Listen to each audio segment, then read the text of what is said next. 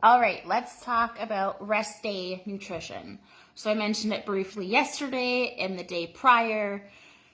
When it comes to rest day nutrition, I mentioned that our days are not isolated, meaning if you have a 20-mile long run today, the calories that you consume today don't roll over to the next day. Or if today is a rest day, the calories don't roll over to the next day. There's no isolation, meaning your body likes consistency and it's going to even out across the week.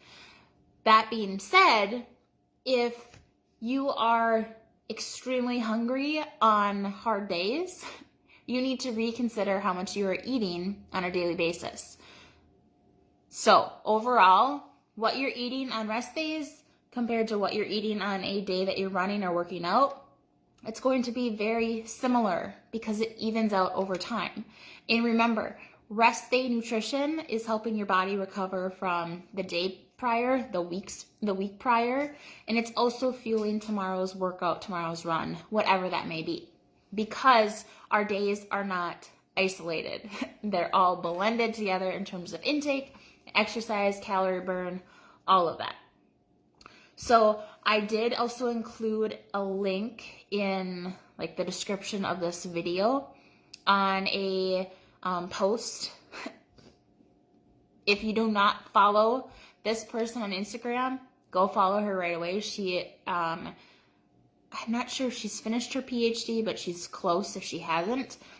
Incredible. Talks all about training as a runner, but also someone who lifts extremely heavy, how she incorporates fueling, female hormones, everything that you need to know, she addresses, and I love the graphic that she has. So the graphic that she's explaining, that she's using to try to explain why you don't need to consume less on a rest day compared to other days, is she has, let me use this. Okay, so if this is your total energy expenditure, I'll use this side. If this is your total energy expenditure, about this much is just what you need to consume in terms of nutrition on a daily basis in order to survive. Over half of your energy is just your body living, okay? Then you have digestion. Digestion actually takes up a lot of energy. It also, when we talk about gut health, you actually use a ton of minerals through your digestive process. So this much is just living.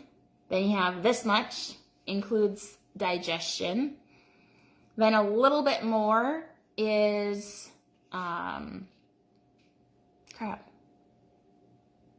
just daily functioning, walking around your house, walking around the office, wherever you're working, doing daily things. Maybe you tap your foot, moving like I am right now, just the movement that you have throughout the day.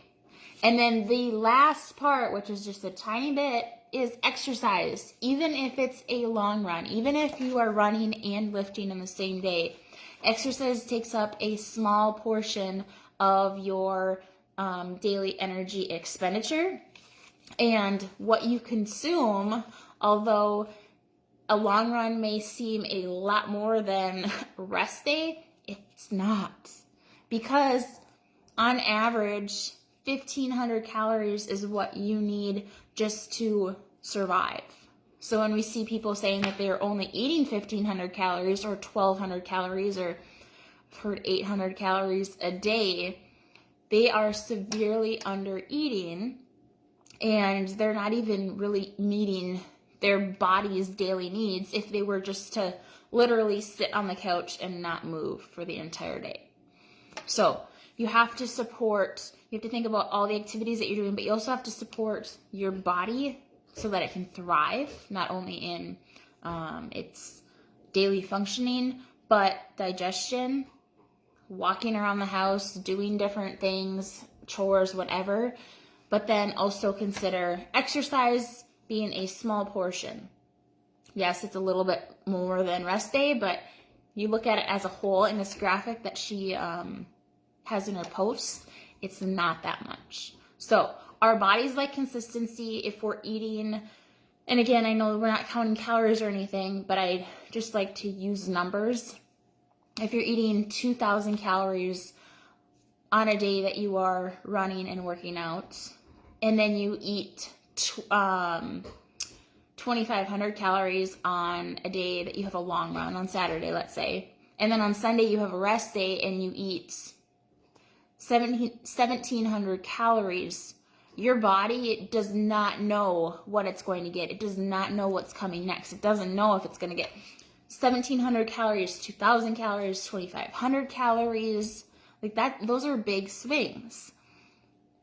And you overall, like, yes, it would even out, but a lot of times, even if you have that big dip for a rest day and the big increase in your intake for a long run day, you just need to consider increasing your overall intake throughout the entire week. That's going to help you tremendously with recovery. It's going to help you tremendously with your energy levels throughout the day and your performance as well.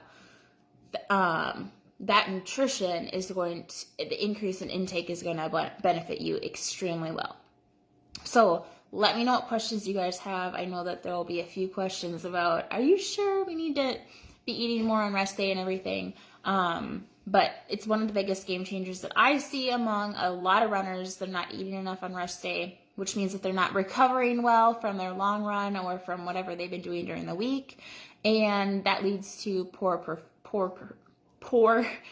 performance, low energy, chronic low energy, stress levels rising, increased resting heart rate, injuries, loss of your menstrual cycle, all of that such. So let me know what questions you have about rest day nutrition and just intake in general throughout the week and how that evens out over time.